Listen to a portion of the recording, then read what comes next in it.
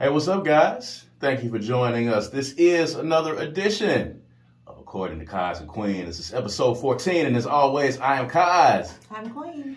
And we thank you guys for joining us once again. Appreciate all of the support. Appreciate all of you who are new viewers to the podcast, and those of you that have been listening on the streaming services. Of course, if you're watching us on YouTube, all you got to do is subscribe, like, and subscribe to the YouTube channel. All right, it's going to be right under my finger, right there. Of course, if you're listening to us on Spotify, you can't see this, but if you're watching us on YouTube, that's the YouTube page, Brad Kamikaze Franklin. Please make sure you go over there, like and subscribe to the page. Tell a friend about us, and join in. These are conversations that happen between a husband and wife in the privacy of our home that we bring to you guys. Sometimes they're introspective, sometimes they're funny, and sometimes they're just something to make you think and something to make you talk about. So football season has started. We are in the midst of fall. Fall is upon us. A lot of different things going on here, but right off the bat, one of the hottest things and one of the biggest things that happen to be going on right now is Ray J. Ray J. Pulled out all of the receipts on Kris Jenner here in the last couple of days. If you've been under a rock, of course, you all know the Ray J saga, the Ray J and the Kim Kardashian saga, and how it all began. Well, he's got the receipts, and he says that Kris Jenner has been the catalyst behind all of this, and even suggested to them that they reshoot the video so that it can show Kim in a different light. I don't know what prompted this, of course. I didn't really get deep into it, but we all know this saga. So of course, we've been ribbing on Ray J a little bit because of his horrible performance at the Versus, of course, and just utter ability to carry a note. I haven't been following what's been going on with RSVP, with the group that he's put together. We'll get to that in just a second. But of course, I know you saw it. So, your thoughts on Ray J and Kim Kardashian, and Ray J, I guess apparently, having the receipts on Kris Jenner. What do you think about that? I don't care. I don't think anybody besides Ray J cares. You don't think so? No. Everybody knows that Kim Kardashian's mom set up the sex tape. I got to be honest with you. I did not really get that in the very beginning. I have seen it happening over time, and seeing how she was actually involved in it. And I was trying to wrap my head around it, because that basically means from the beginning that what we thought was an impromptu moment that catapulted Kim Kardashian into the stratosphere and to becoming a billionaire, what I thought was a spontaneous moment that was caught and just leaked out to the press, was actually orchestrated. This woman actually basically put her daughter on the track out there. I mean, I'm sure you're not under this rock by yourself, but this is not new information. It's been around as long as Kim has been famous, probably, that it was orchestrated by Kris. So a mother, just so I'm catching up here, and I know you probably looked into it a little bit more than I have. So a mother actually texted a dude and was like, I want you to have sex with my daughter on camera. I'm going to buy the video. I'm going to release it. I think it was Kim's brainchild to use the sex tape to build the empire. I don't think she sat down and said, you and Ray J should make a sex tape, and then I'll use that. I think that, I don't know, maybe she did, but it's still within her character. I mean, she put her whole family on TV to expose them and what they do. She's not against doing whatever needs to be done to excel and to get the bag. She's not against it. And neither is her children. Kim had to have agreed to that. Ray J said Kim agreed to it. All three of their signatures is on the contract. So it's a contract. So, and of course, Kris, being the momager that she is, she would make sure that all of these lines are dotted. And I don't think she's really worried about Ray J. What can he do at this point? Actually, nobody cares. Who cares if she orchestrated it or not? At this point, they've been, in the Kardashian empire for 20 years. I'm flabbergasted. And I'll tell you why. Not that, I don't think it's beyond the pale for a sex tape to get out. We know that, Pamela Lee and Pam Anderson and Tommy Lee. We know that they made the sex tape and the sex tape got out and they figured out how to capitalize off of it. But it was random. I don't think that they meant for it to happen. So if it's random, it makes more sense. So let's just tell yourself it was random. I'm picturing a mother saying to herself that I think one of the ways that I can improve my daughter's brand is by releasing a sex tape. That's tough for me to. I'm digesting. I think maybe if you had more familiarity with Kris Jenner, it wouldn't be that hard. Maybe that's it, because of course, I did tell you about growing up and watching Bruce Jenner, and when Bruce Jenner was on the cover of Sports Illustrated as the greatest athlete of the decade. Of course, he was a medalist in the decathlon. He was on a Wheaties box. He was on lunch boxes. Kids were aspiring to be Bruce Jenner in my day. I know that might be a little outdated for some of you people, but when I was a young youth, Bruce Jenner was known as a decathlete. So, of course, I've been, taken aback at the turn of events here lately, but I was not really familiar with his wife or the person that he married. I was familiar with Rob Kardashian from the OJ trial. And that's how I knew the name Kardashian at that time. That's the only way that I had that association. And then suddenly this entire family comes out and they suddenly begin to rise and they suddenly begin to make all of this money to the point where they're billionaires. But all of this seemingly started not from their dad, but all of this seemingly started from this sex tape, if I'm not mistaken. Correct. So from the sex tape, they've turned it into $1 million empire. Why has Ray J not become a billionaire behind that? Because his mama is Miss Norwood and their mama is Kris Jenner. One of them has a background, a moral compass and family, and she has a squeaky clean type of image that she tries to have or put on her children.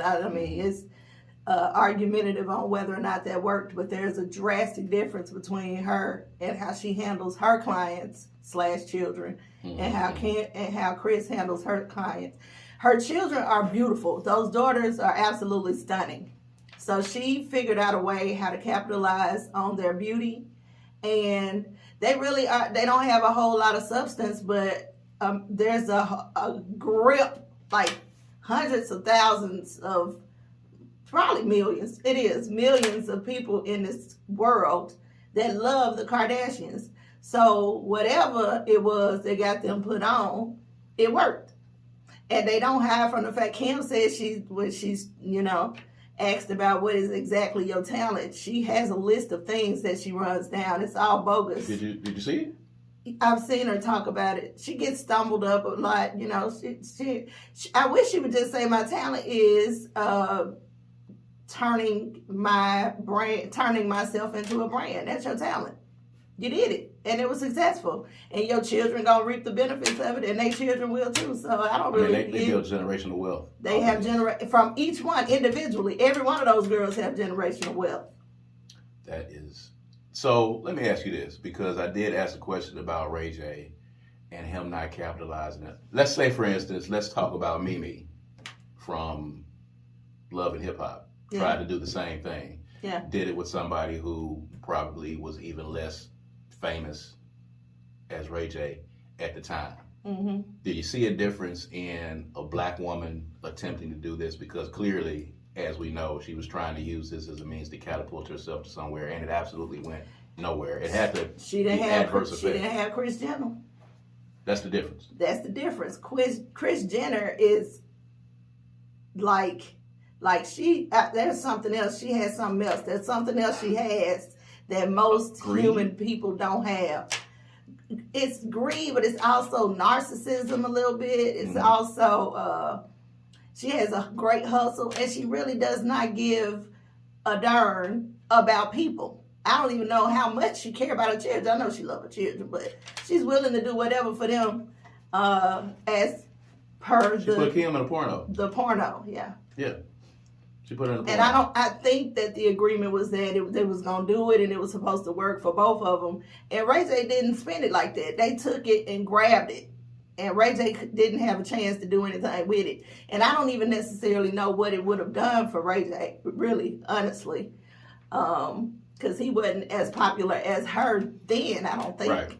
Right. So I don't know what good it would have did for him. I really think that Ray J is just kind of probably in his feelings because they have the audacity to say that he is lying. So now he has to prove that he's not lying. I think that's his only reason for So speaking are they about saying that this. he's lying about Chris's involvement Yes. in it? Okay. They're saying Chris was not involved. He's saying she was absolutely involved, and not only that, she orchestrated it. Did you saw the text messages or the DM? I did not see the text message. I heard him. I saw the video where he was talking about he was going to release it. Yeah. But I didn't see the So there's a message. series of text messages, if y'all have been, paying attention and following this thing. And basically, as Ray J is saying, there's a little conversation going on back and forth, but basically she was suggesting, of all things, a reshoot. Let's redo it. Put Kim in a little bit better light. I don't know if she felt like it was out of focus. I don't know what she thought on the footage that existed, but she wanted her again. Okay, you had sex with him this one time, but let's go back in here again. Let's see if we can stick it. So that sounds to me like that was a whole plan. Mm-hmm. Like that was a plan. It was a meetup time. It was, her and Ray J were dating at the time. Yeah. So, It is Did it That's just kinda- hit you?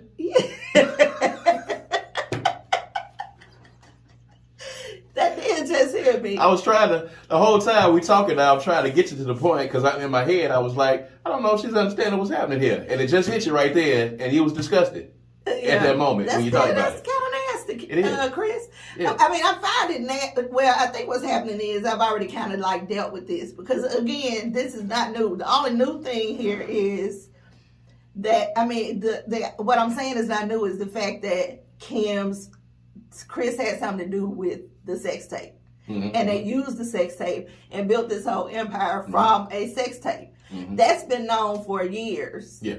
So Ray J just recently, maybe last couple of years, started talking about how she was involved. Right. And I think that came about because they told this same story to Kanye, who took it to Ray J. And Ray J was like, nah, man, that ain't what happened. Mm-hmm. And because there's obviously a couple of shots of the video. So Kanye was trying to get those the footage from Ray J. Right. So I think they had a conversation which made Ray J made it click to him like, oh, so they trying to make me look like The bad guy when actually this was all her idea and I'm not going for that.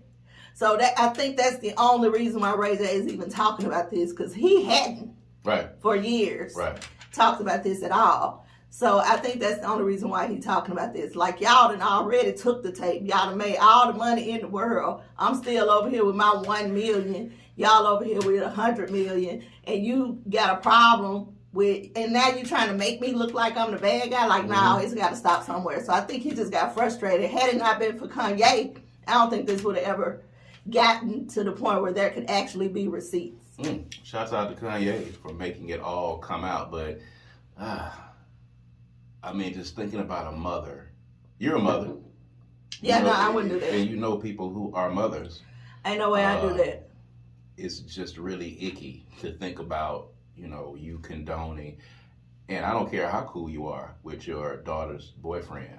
I don't care what level of coolness that you can get. She had to actually, now I don't know if she was in the room, but she had to watch it and critique it from a position of business instead of this is my daughter. Disgusting. Is it? Inappropriate. As the mother, yes, but as a businesswoman who has a client, you can't. There's no way you can do that. You can't draw that line. She did it. We can go into all the reasons that Kris Jenner was able to do this. Clearly, again, she doesn't have the moral compass that a lot of us has. Clearly, I think she just has white entitlement. It could be that. Because mind you, she was married to, at one time, the greatest athlete on the planet. And then she was married to a very famous attorney. And then she's married to a very famous attorney. So what has Kris Jenner actually done? What is her skill set? Is her skill set marrying rich dudes? Is that it? She can build an empire out of sex tapes.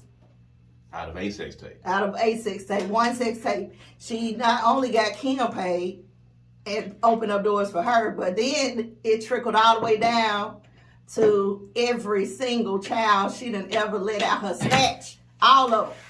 Every one of them. I don't think Rob really getting money. Is Rob getting money? Well, I don't know. But, I don't know. But then also, their boyfriends.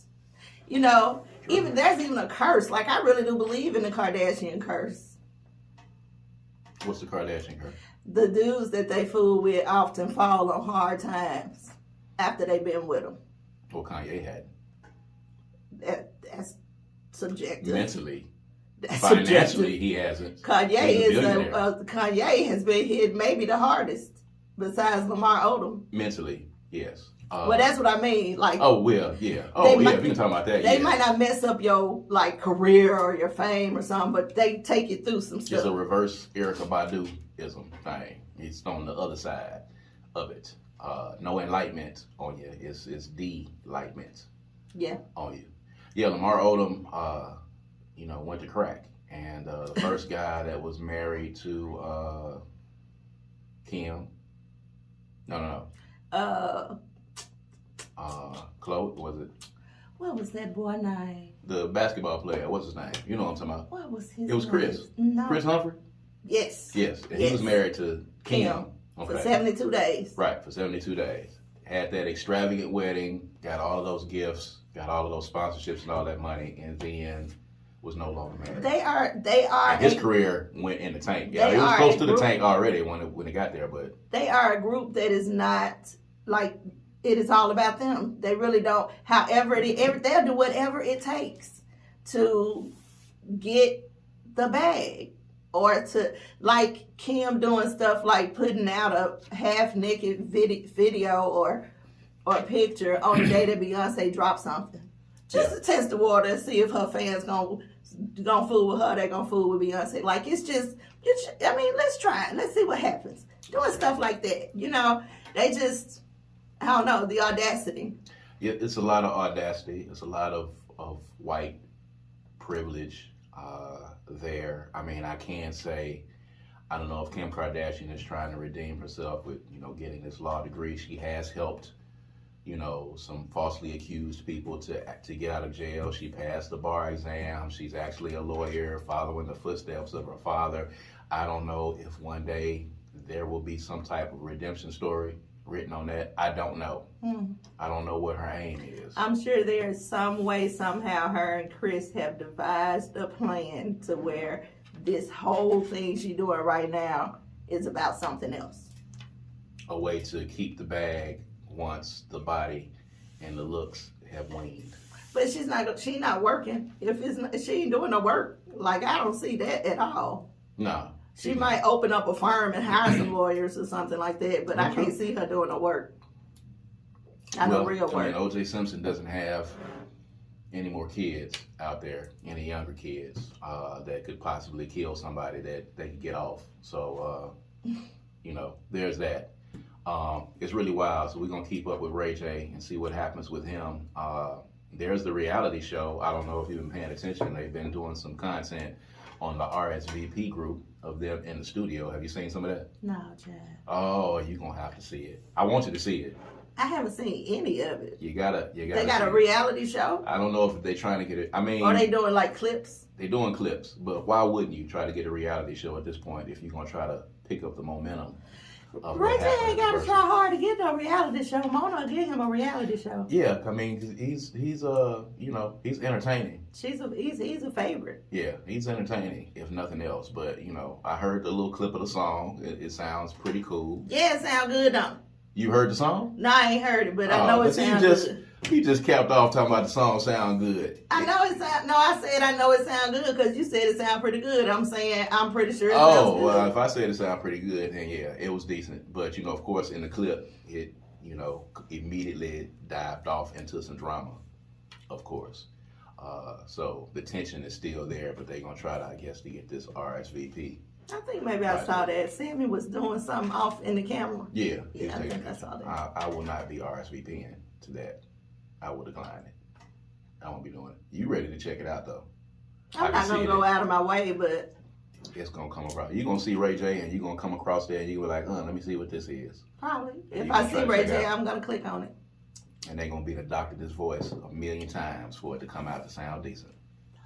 Because we all know that Ray J can't sing. Because we all know that he can't sing. Speaking of which, switching gears, another one of your favorites, we got to talk about it. There has been some type of call, and I sent you the clip because I wanted you to be sure, because I didn't want you to think I was making it up, because you would accuse me of making this up. You would accuse me of this complete lie. I had to send it to you so you could see it. It was a clip and said that Netflix fans are calling for Kevin Hart to stop acting after the Me Time movie on Netflix. That's ridiculous. Now, I want to get your thoughts on it. The movie sucked.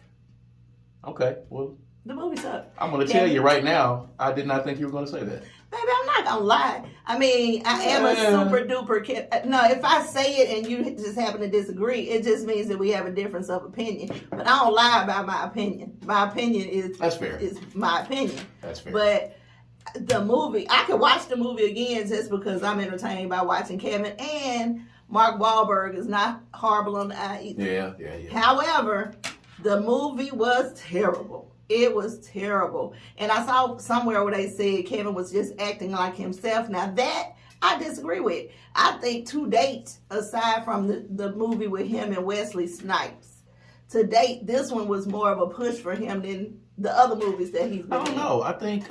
He was really serious. He was supposed to be more serious, or he played this part kind of serious, more serious than he usually does. This was not regular old Kevin Hart, like from Night School or from Get Hard. Like this was a little bit different. Not a whole lot different, but a little bit different.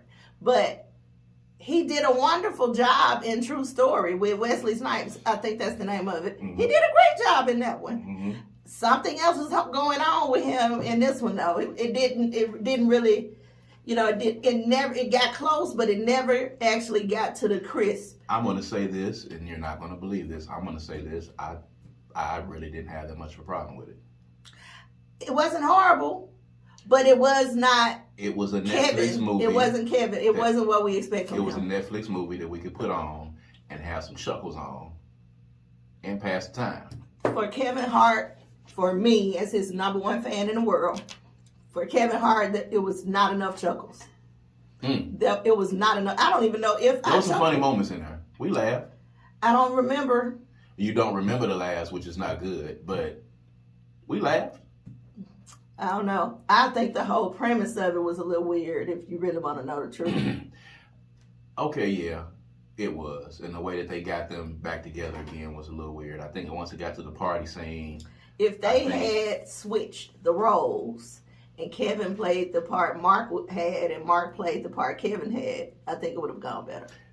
Probably, but would it have been believable with Kevin playing Mark Wahlberg's part? Sure. Because Kevin has come across as the dad in the family in probably the last 2 or 3 things that he's done. But Mark Wahlberg done played a dad before. Oh, in the movie with Will Ferrell. Sure. And he's kind of funny, but he's not Kevin Hart funny. Yeah, he's not. So if they had to put him in that role, it would have been better.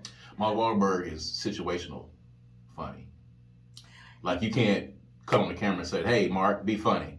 Oh no, you're gonna have to write his lines and give him something. But you know, the premise of it was almost like the vacation movie, Vacation with Friends, with Rail. John Cena. With Rail. And Rail. Mm-hmm. Now that was funny. What's her name from Insecure? What's her name? Miley from Insecure. Yvonne Orji. Yeah. Yvonne Orji. Yeah. That was good. And it did not compare to Me Time. Me Time came nowhere close. And I know that Kevin is funnier than Rail. I mean, for me, Kevin is funnier than Rail. That's interesting. But John Cena was super funny. I think John Cena is just funnier than Mark Wahlberg is. Yeah, Mark Wahlberg. I think it takes work. Incidentally, they're both funny. white boys from Boston Who have super duper muscles. Yeah, both of them. They do have super duper muscles. So I mean, there's that. They got to take it easy. They do. Take it easy. Super duper muscles, but putting all of that together, there's a call for Kevin Hart to just take a break. I think that's crazy. On the acting. And I want to get your thoughts on that because there's a swath of people. It ain't a swath. The swath. Yeah, it's Do you a swath think those are black people or white people? I think it's a combination of both. Well, we going to go, black folks on Black Twitter go super hard. Now, of course, there's the people that come in and say, hey, man, I thought it was cool. Because I didn't think it was awful. I thought it was horrible. I didn't think it was awful. It wasn't a top tier, like, okay, we need to give this some awards. And I laughed for 2 hours straight on this movie. It wasn't anything like that. But for when I'm watching a Netflix movie, it gave me what I'm watching the Netflix movie for. I went to sleep on it. I mean, that's a bad sign.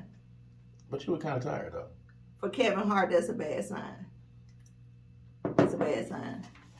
There was some chuckles in there. I don't know. Maybe let's just say that this was a bad run. This is a bad movie. I mean, he's doing a lot of stuff right now. Hit him out. Stretching himself kind of thin. He's just basically getting up there hitting balls. Whatever land, whatever don't. And I ain't really mad at him. I think it's ridiculous to expect him to stop acting. I mean, he's in a position where he has this contract to put out these movies. He's putting them out. Sometimes some of them gonna hit, some of them not gonna hit. And that's true. And he's a comedian. Like, why are they not saying stop Mark? He's more of an actor. So I ain't even trying to hear So I gotta that. ask you this. Do you think, honestly, because I've seen some people say this, do you think Kevin Hart is funny? Are you serious? I'm asking you. Are you kidding me with that question? This is for the people. I've answered that since we've been sitting here today. I mean, we've talked about his movies. Yes. Do you think he's funny as in unequivocally, stand-up funny? Without the shadow of a doubt, have no reservations in saying and declaring with all my energy and might, my spirit, my will, everything in my wheelhouse, everything I own, all of that, I have no problem saying, yes, si, senor, I think Kevin Hart is funny. In fact, I think Kevin Hart today is the funniest person doing stuff. First of all, si, senor, Yeah. we're going to do Spanish. That's what we're doing. Thought you'd like that. Okay. That's putting a little bit of mustard on it. I got to tell you. I needed mustard. I needed mustard on that. That's fine. But okay, si, senor. I think it's funny. Burrito, Taco Bell. Back to you. So, that was racist.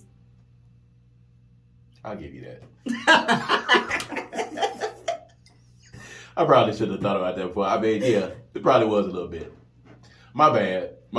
It probably was.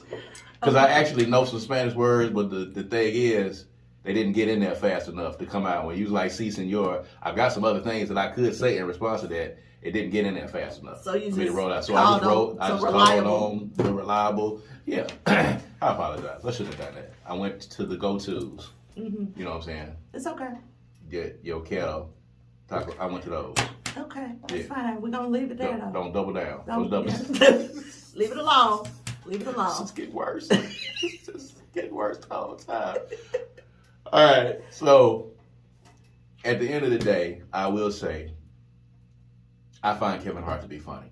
I find his earlier stuff to be funny. The stand-up that he did during COVID where he was at home, that wasn't funny. It's another hit or miss.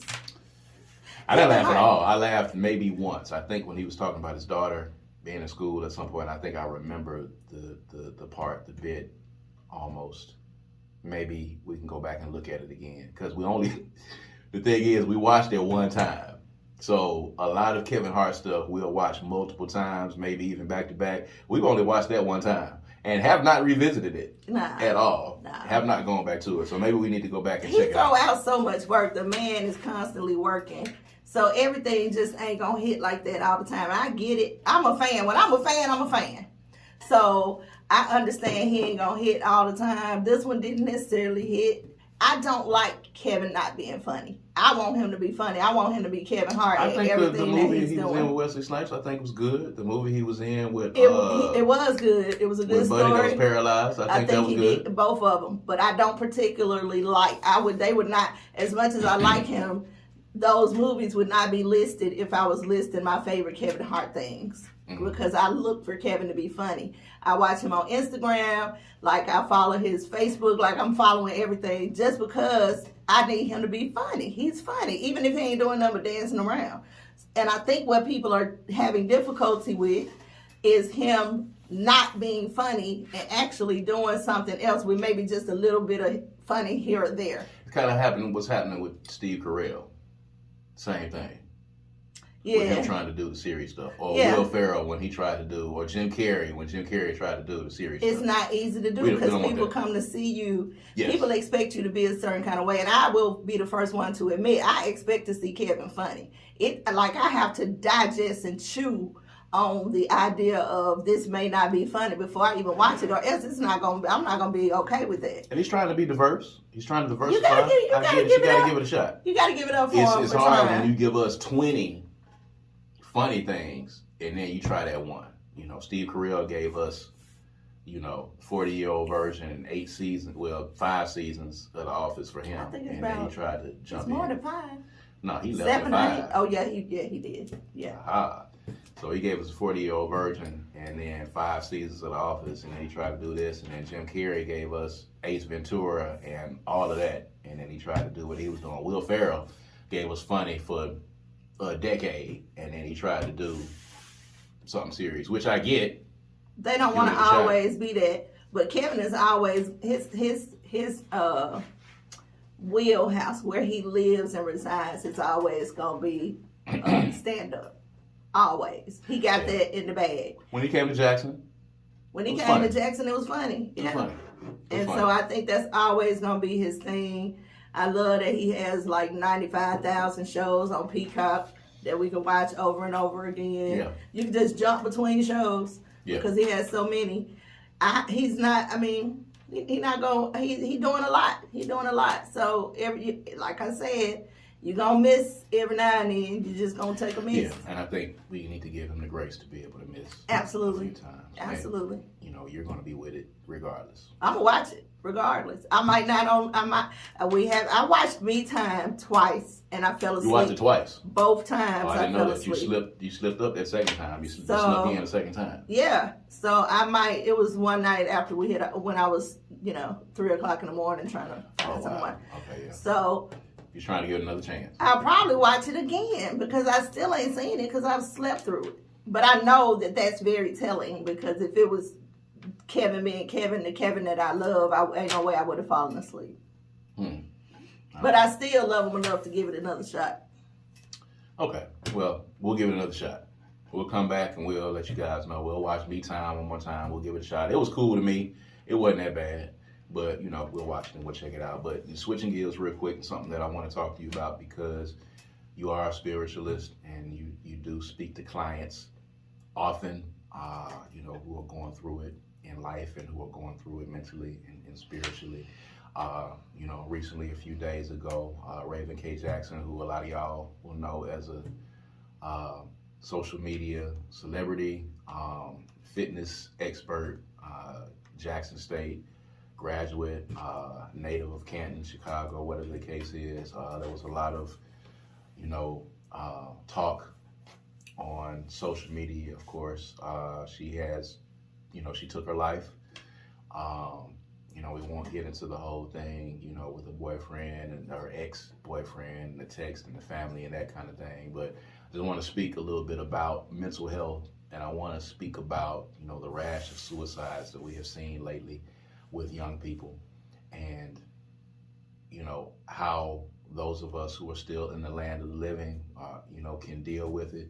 Some of the things that can be done when you are running into people who are at that level of despair. I actually had this to happen in real time a couple of days ago, where I happened to see an Instagram story from someone that I know, a colleague, just kind of randomly, and just happened to look at it, and it read very strangely.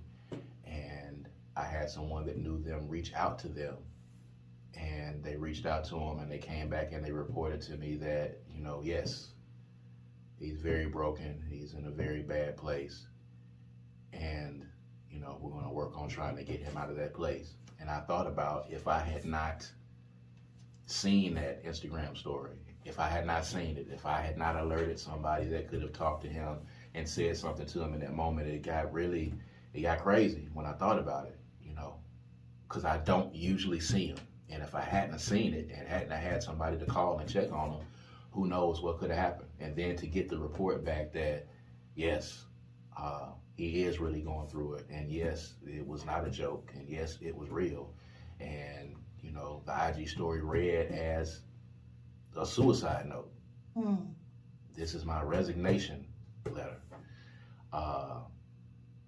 It's wild. And then thinking about, these young folk these days who seemingly have things all together. Social media celebrities, and everybody knows them, and people look at them and they don't actually have it together.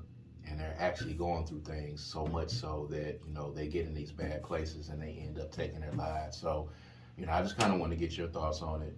Mental health is a very serious thing these days. And just, looking at the story that I sent you, and then thinking about, the people that you speak to on a regular basis that get to these levels. What can we do when we run into these things? We run into these people that have reached these levels of despair, and they're at these points where they feel like there's no other recourse but to take their life. First, I think that we, as a human society, we just need to start doing some reprogramming, because most people have an idea of what depression is supposed to look like, what having suicidal thoughts looks like.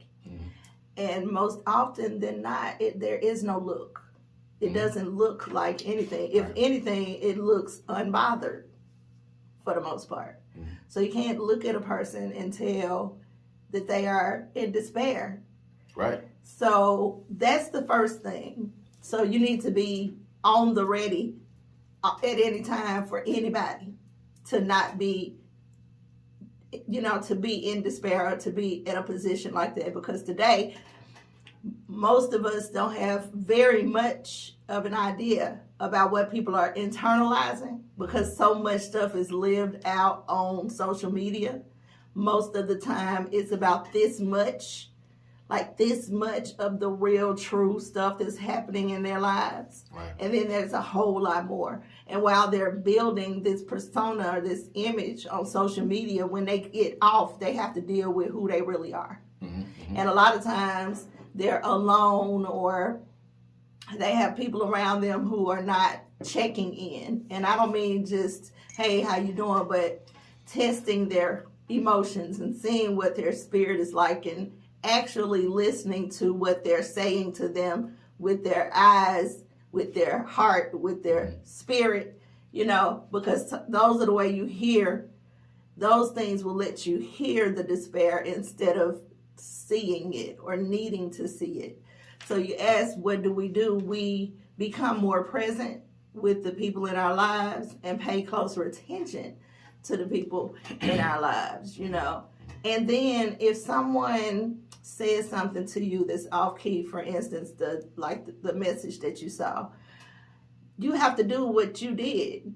Don't just be like somebody else will get to it, or because that's what happens a lot. You just scroll on. There would have been a time where I would have said that somebody else will see this, or I hope somebody see it, and just keep on going. Right.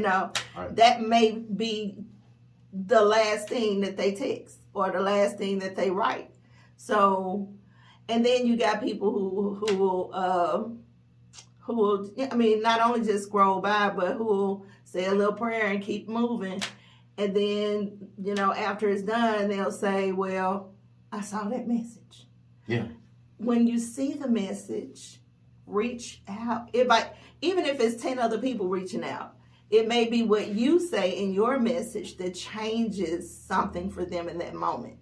So I think that we need to get out of the pass the buck type of idea. What we do, somebody else will handle it. I'm sure somebody's closer to them. You know what I'm saying? Somebody will reach out to them. It's a message you can inbox or call or text if you know them closely enough. But I think just as humans, we need to start taking better care of each other. And if people are actually having suicidal thoughts, say something to somebody before you're writing your suicide note. And I know that's kind of ridiculous because people who write suicide notes are actually not trying to be saved. Really? They don't want to be saved. But there's always tomorrow. There's always tomorrow, and something can change tomorrow that can make everything better. And as it goes for mental health, we just got to start getting taking care of ourselves, doing self-care, getting some therapy about things. We all have stuff. We all do. So if you don't feel like you can manage it, go to a therapist. Go talk to somebody so that you can get that stuff off of you, because it will eat you alive. The existence that someone has who is constantly feeling like this particular young woman, her thing was she just didn't feel like she belonged in this world.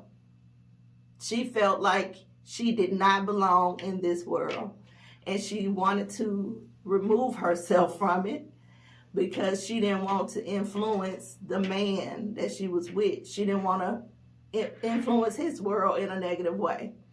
That was real to her. That was real. She didn't make that up. She really did not feel like she belonged on this earth. And I think the hard thing is that a lot of us can't identify with that feeling, so we don't know what to do with it. You know? So the best thing to do is be there, be present, and try to get them, whoever this individual is, the help that you can get them, especially if you try and it doesn't seem to be working. You need to go a little bit further and get them somebody else to talk to, maybe somebody they don't know, or a specialist or something like that. But just don't be like, oh, she ain't gonna do it, because you never know. Yeah, there was a time, I'm going to be honest with you, there was a time when I would have said, they're not going to do it. That was going to be my response to it, especially being in the Black community. It's not something that was frequent in our community. Yeah. As a matter of fact, you had people who would stupidly say that, Black folk don't kill themselves. When I was growing up, that has changed drastically over time. And there's a lot of different factors. There's social media, there's the speed at which this world goes right now, and a lot of people are taking their lives just simply because they can't keep up with, or they are just inundated too much with what's happening and being bombarded with stuff on social media. You and I have had these conversations, and we've talked about it. And I, being transparent with you guys as I am, got to the point where, I had to finally block some of those things out. I had to finally get into the habit of muting people or blocking people or blocking things that were, getting into my psyche that, were really, really messing with my head. And I had to learn to block those things out. And it was tough because I always fancied myself as being strong enough to be able to take them. And then you say to yourself that, you should never give anyone the power to be able to make you feel a certain way. But it can happen. It can really, literally happen if you're not careful. Everybody's not that strong, and sometimes people feel like they're strong enough to be able to take it and feel like they're strong enough to be able to handle it. But it's crazy these days because now you got 9, 10, 11-year-old kids, 12-year-old kids who are taking their lives. Yeah. And then you got the idiots who will say, well, I was in school and I was getting bullied when I was 11 and people made fun of me when I was 11 and this, and this. Well, it's a little bit different, when you get bullied at school and then when you go home and then you're on your phone or you watch TV or you're on your computer and these people can still get at you. These people can still say things to you. These people can still reach you via social media after you leave school. These kids are dealing with things that are much different than we dealt with when we were coming up. And we've got to make the adjustments because we're still handling the world like it's 10 years ago. Yeah. Yeah, and it's not. Or 95. Or really, 2005. At the end of the day, the paradigm shifts, every year. And as social media and as the world becomes more a part of our lives, this is what happens. And, we have to be cognizant of that fact and we got to be serious about it. So, for those of you that are watching us right now, if you have a kid, a teenager, child, friend, family member, whoever, and they come to you and they say that they're hurting, they say that they're in despair, or if you see something on their page, whether it be Facebook, Instagram, or whatever, that looks strange, take it seriously. Take it as a cry for help and reach out and ask if everything is okay. And a lot of times just asking people if things are okay, sometimes they can change their tide because a lot of times people feel like nobody cares. And if they feel like somebody cares, that could make the difference. What you see on social media is not what happens in reality. I've heard people say all the time, social media is not a real place. It's not. It's social media. It's not a real place. The likes and the views that you get on social media, it's not a real place. It's not the real world. And the people that you see that appear to be having these great lives, as we have seen from Raven Jackson or the Miss Black America or the Miss America that jumped to her death. These are people who live these lives where they appear to be, really doing it. And they are in a very dark place. And you say, well, how could somebody who is doing this, and this take their lives? That's the exact thing. The facade or what you see on social media has created this thing. Go and talk to somebody. Don't be scared to go to therapy. Don't be scared to call a hotline. Don't be scared to call someone who you can talk to, who can get you through that and get you into a better place. Don't be scared to talk to 2 or 3 different people if you need to.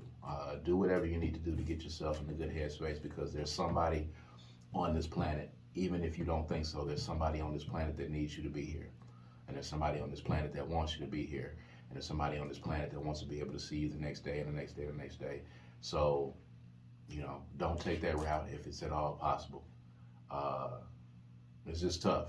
So, our hearts and prayers go out to Raven's family and those who are mourning, her. You never know what people are going through. So, just make sure that you keep that in mind going forward.